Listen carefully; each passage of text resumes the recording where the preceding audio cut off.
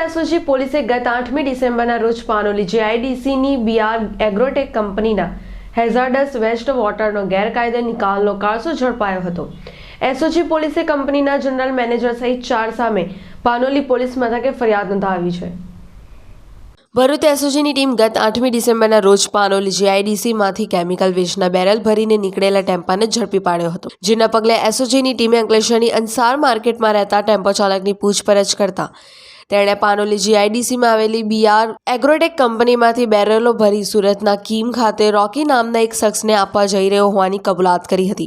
પોલીસે 8 લાખનો ટેમ્પો તેમજ કેમિકલ વેસ્ટ ભરેલા 28 બેરલ જપ્ત કરી પાનોલી પોલીસ સ્ટેશનને સોંપવામાં આવ્યું હતું। તે દરમિયાનમાં જીપીસીબીએ લીધેલા સેમ્પલમાં હેઝાર્ડસ વેસ્ટ હોવાનું માલુમ પડતા સાથે તે કંપનીના સેમ્પલ સાથે મેળ ખાતો હોવાનું માલુમ પડ્યું હતું।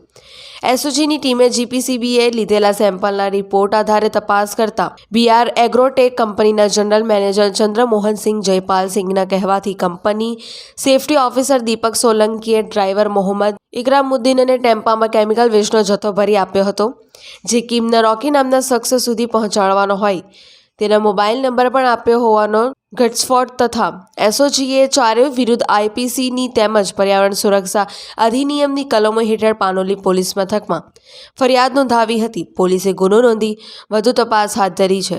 પિન્ટુ મોદી, જનસાક્ષી ન્યૂઝ, અંકલેશ્વર।